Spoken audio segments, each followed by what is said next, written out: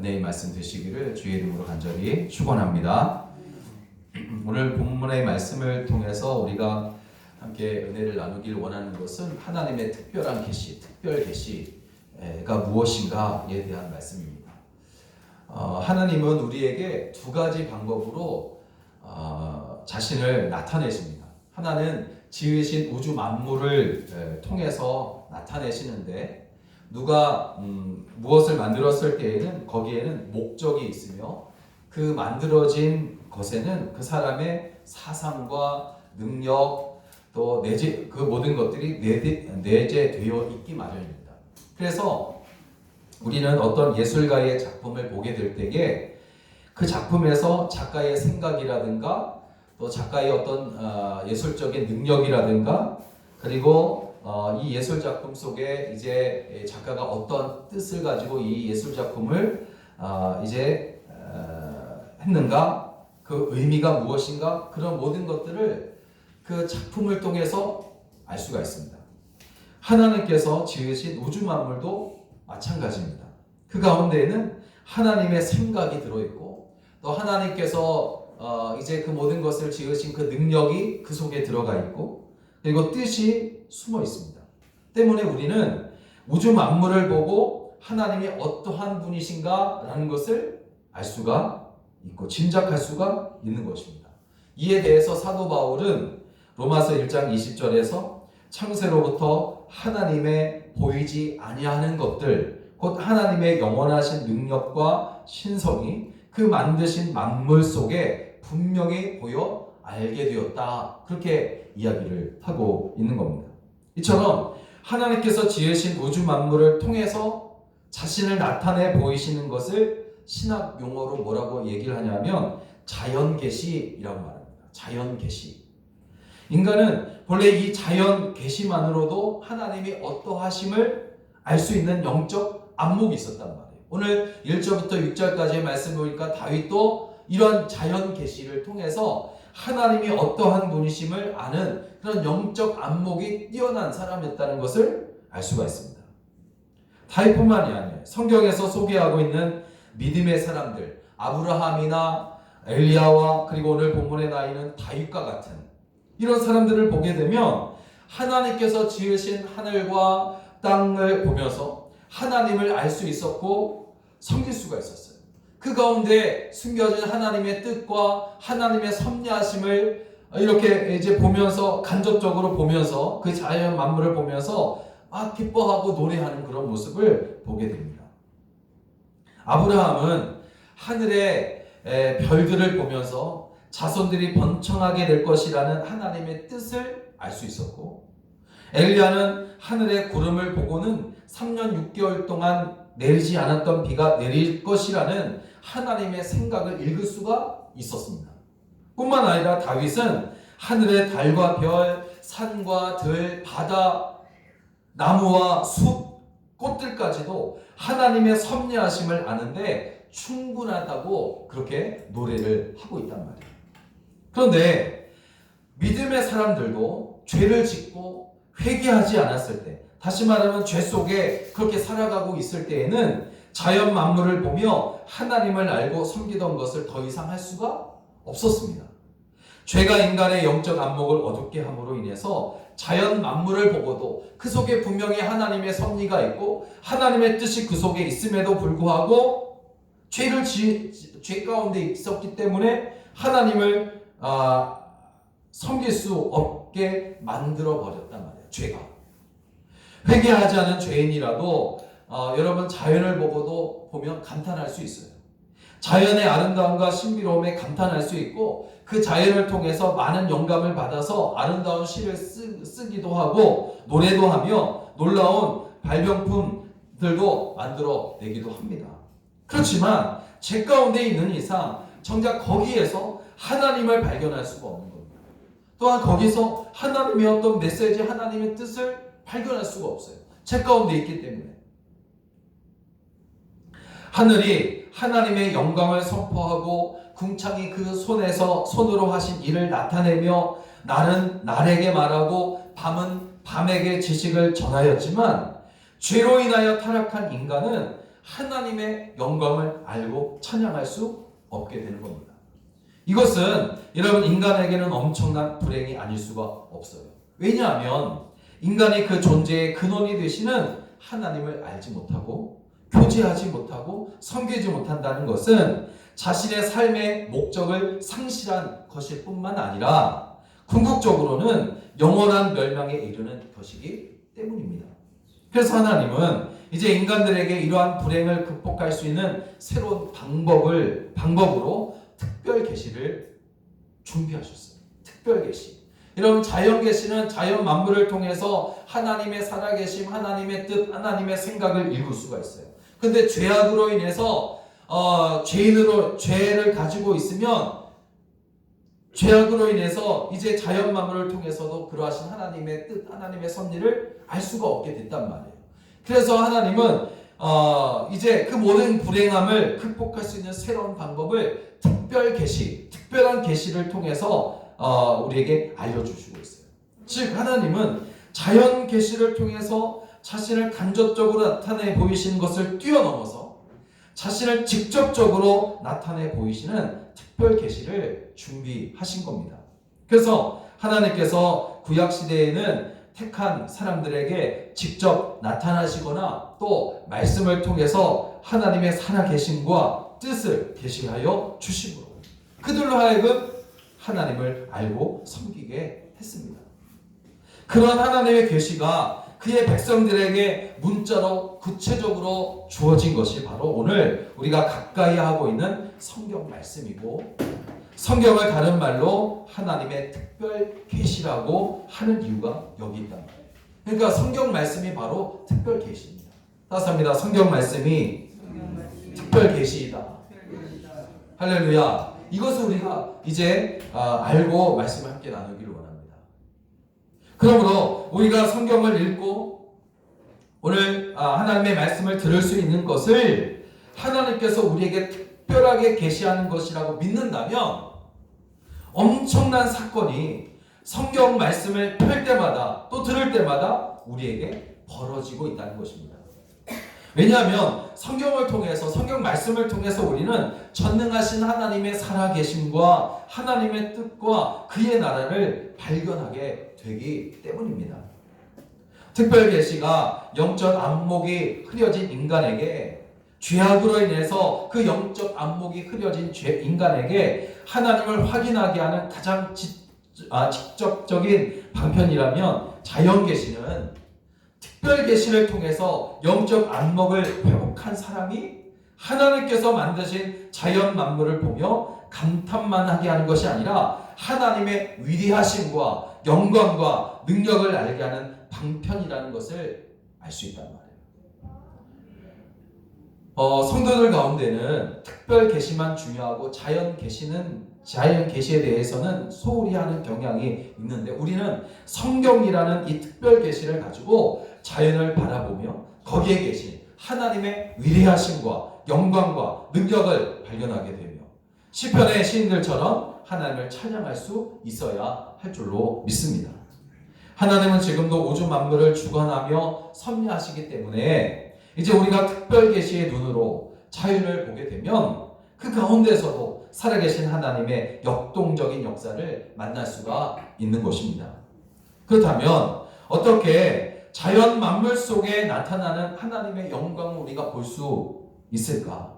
또 하나님의 영광을 보게 하기 위해서 특별 계시인 성경 말씀은 우리에게 무엇을 알려주고 있는가 하는 것입니다. 두 가지를 말씀을 함께 나누기를 원합니다.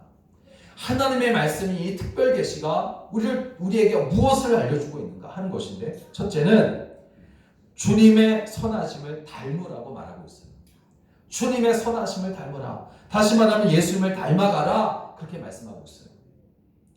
여러분, 우리의 눈이 선하면 보이는 것이 선하게 보일 것이요, 우리의 눈이 악하면 우리가 보는 것이 다 악하게 보일 것입니다. 그렇다면 우리의 눈이 선한 눈이 되어야 하는데, 그러기 위해서는 선하신 우리 주님을 닮아야 되는 것은 당연한 일인 줄로 믿습니다. 오늘 1절을 보니까 다윗은 하나님의 선하신 손으로 하신 일을 궁창히 나타낸다, 그렇게 노래하고 있어요. 여기서 하나님의 손으로 하신 일, 이것은 바로 권능과 능력으로 행하신 모든 창조 행위를 말합니다. 능력과 권능이 선하신 하나님의 손에 들려지자 곧 아름다운 해와 달과 별과 푸른 나무와 예쁜 새와 물고기들이 창조되어졌다 하는 것이에요. 여러분, 어느 누구도 하나님의 이러한 창조의 솜씨를 보고서 악하거나 추하다라고 폄하하는 일은 없을 겁니다. 오히려 하나님의 이러한 선하신 창조 솜씨를 통해서 만들어진 자연의 참 모습을 보면 볼수록 감탄할 수밖에 없고 놀랄 수밖에 없단 말이에요. 다윗도 지금 그런 감탄에 빠져 있는 자신의 감정을 오늘 본문을 통해서 나타내고 있는 겁니다. 그가 뭐라고 감탄하고 있냐면, 하늘을 바라보니까 선하신 하나님의 영광이 보이고 궁창을 보니까 그것을 만드신 하나님의 선한 손이 놀랍다고 찬송하고 있는 겁니다. 즉 다윗은 하나님의 선하신 손이 능력이 되어서 지으신 그 모든 아름다운 자연을 보면서 노래하고 있는 것이에요. 여기에서 주목해야 될 것은 뭐냐면, 아름다운 자연이 아니라 하나님의 선한 손, 하나님의 선한 능력, 여기에 우리는 주목해야 합니다. 잠언서 28장 18절을 보면 하나님을 믿는 자녀들은 열심히 노력하여 능력 있는 사람이 되어야 한다, 그렇게 권면하고 있는데, 능력을 가지기 전에 먼저 갖춰야 될 것이 있어요. 그것은 바로 하나님의 선함입니다. 선함이 없는 능력은 악한 일에 사용되기 때문이에요. 여러분, 누구나 예외 없이 능력을 갖추기 위해서는 열심히 노력하잖아요. 열심히 막 노력한 자는 능력을 인정받아서 사회에서 어떤 영향력을 끼치는 그런 중요한 위치를 차지하게 되고, 또 많은 사람들에게 영향력을 끼치는 자리에 앉게 된단 말이에요. 그런데 여러분, 만약 그 사람이 악한 사람이라면 어떻게 되겠습니까? 아마 자신의 이기적인 탐욕을 채우기 위해서 그 능력과 자리를 이용하게 될 것이에요. 그 대표적인 사람이 독일의 히틀러나 북한의 김일성과 그리고 그의 자녀들과 같은 독재자들일 것입니다. 그들은 분명 대단한 능력을 가지고 있어요. 한 나라를 다스리고 있고 엄청난 그런 일을 했단 말이에요. 분명히 능력이 있어요. 그러나 그들은 똑똑한 사람이고 능력 있는 사람이지만, 그러나 그들은 자신의 그런 능력을, 탁월한 능력을 이용해서 수없이 많은 사람들을 죽음으로 내몰고 남은 자들에게는 가족을 잃는 고통과 슬픔을 안겨주었단 말이에요. 그들의 목적은 단지 자신의 통치권을 넓히고자 하는 탐욕, 그것뿐이었습니다. 이처럼 선함이 결여된 능력은 오히려 사람들에게 불행을 가져다 준다는 것이에요. 그렇지만 능력이 선함과 함께할 때에는 사정은 전혀 달라집니다.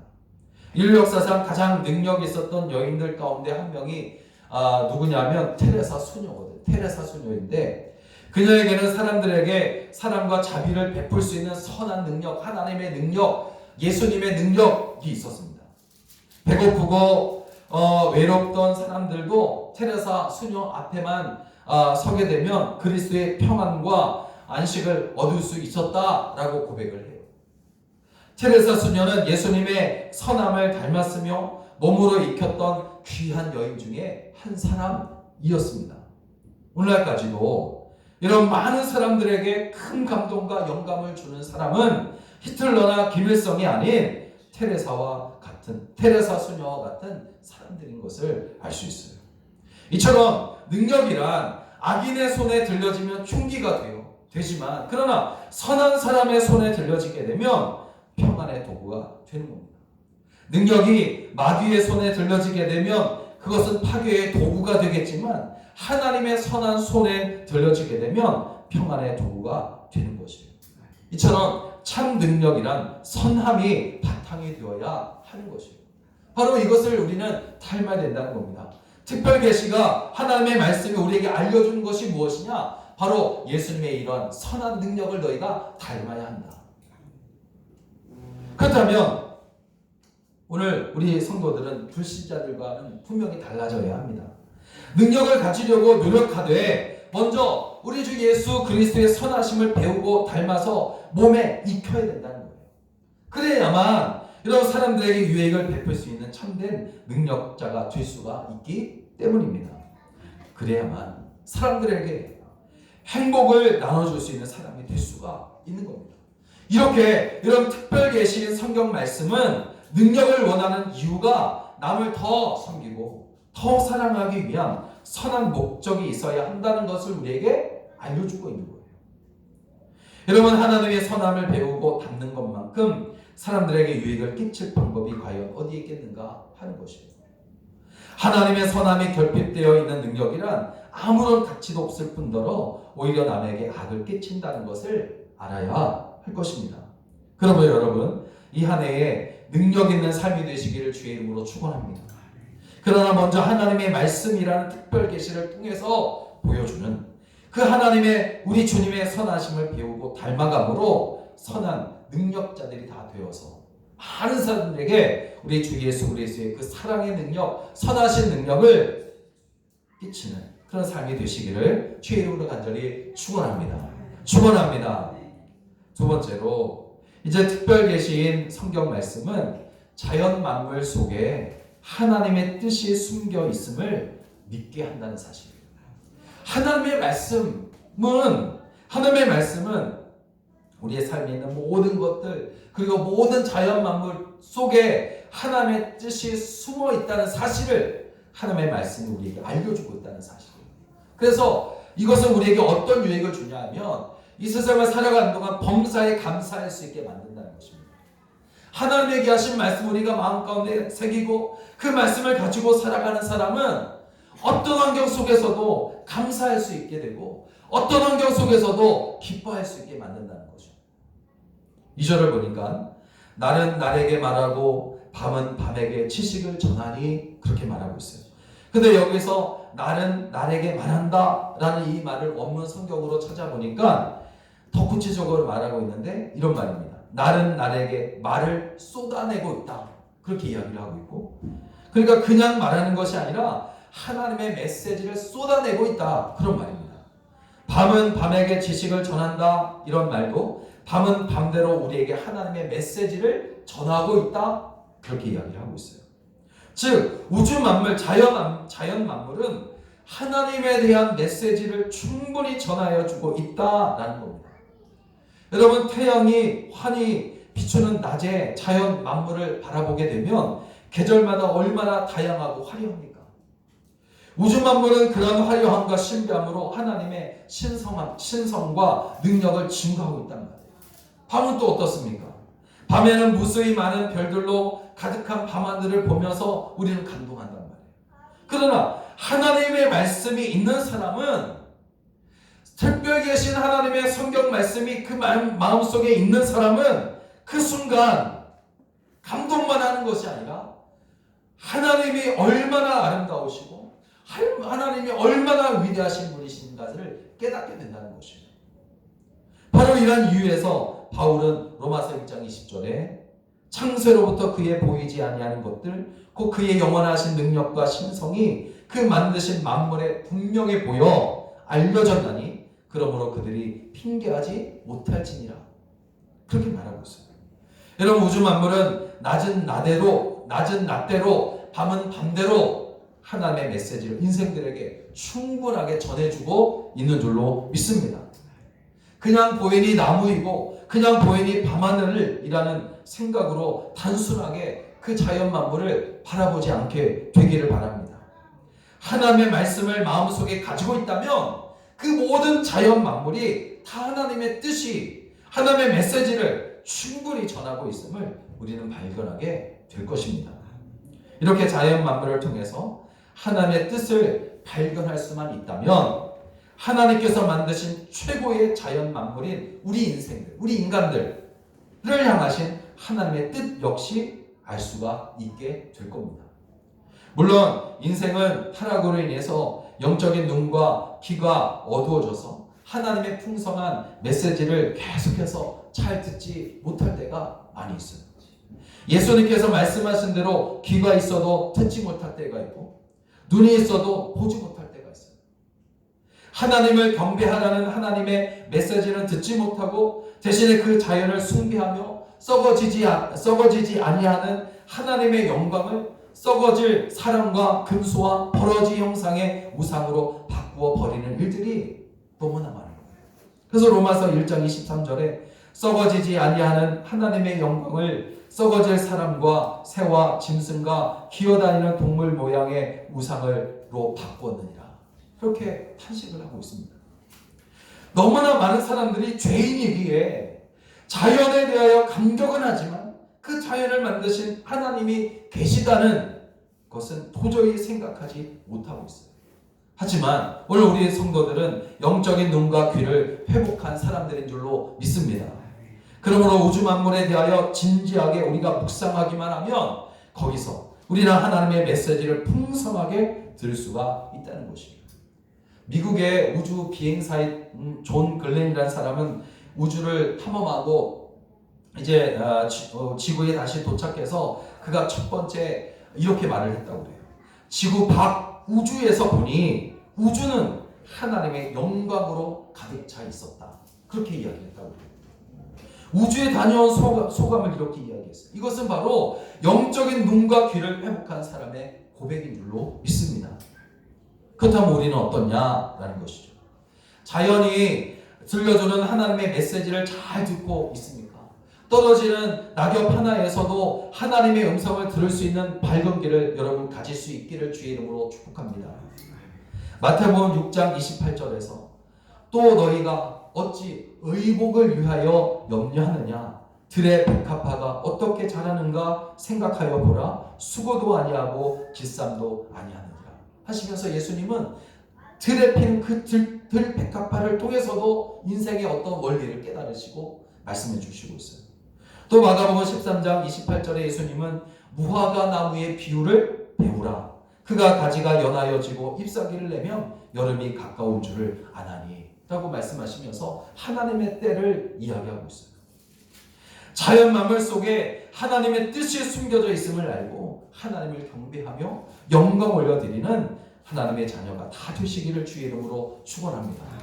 사랑하는 여러분, 6절을 보면 이제 하늘이 이 끝에서 나와서 하늘 저 끝까지 운행하며 그의 열기에서 피할 자가 없도다 그렇게 말하고 있어요. 여러분, 그 모든 인생은 하나님의 은총의 온기로 살아가고 있다 그런 말씀이에요. 태양이 빛을 비추지 않으면 생물이 살 수 없는 것처럼 그러한 태양을 지으신 하나님의 은총의 온기가 없다면 어느 누구도 살아갈 수가 없다는 겁니다. 하나님은 은총의 온기를 모든 사람에게 내리셔요. 여기는 선한 사람이든 악한 사람이든 차별 두지 않습니다. 마태복음 5장 4절을 보니까 45절을 보니까 예수님이 이렇게 말씀하세요.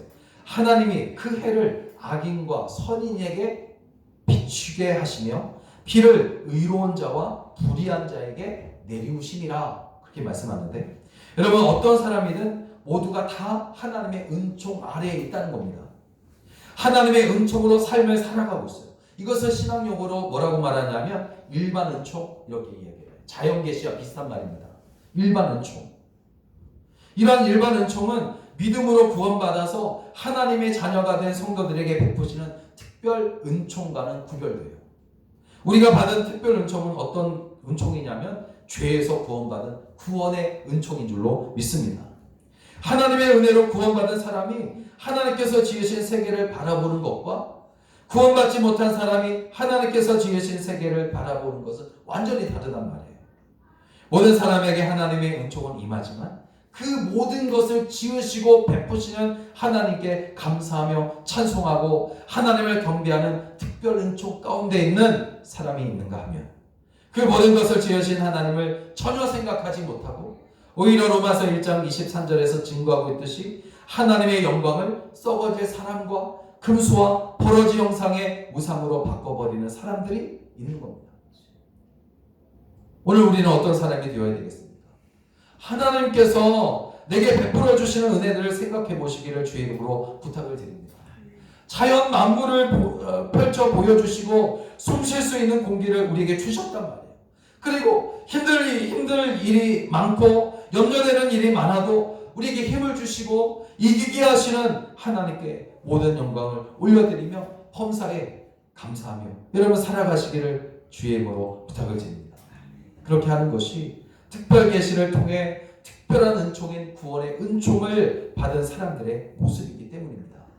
오늘 특별 계시를 받은 사람으로서 우주 만물을 지으신 하나님의 선하심을 날마다 닮아가고 정말 그 속에 숨겨진 하나님의 그 뜻을 깨달으며 범사에 감사하고 찬송하는 그런 삶이 되기를 주의 이름으로 축원합니다. 선하신 하나님께서 더 많은 감사할 일들로 채워가시는 것들을 이 안에도 보시게 되시기를 주의 이름으로 간절히 축원합니다. 축원합니다.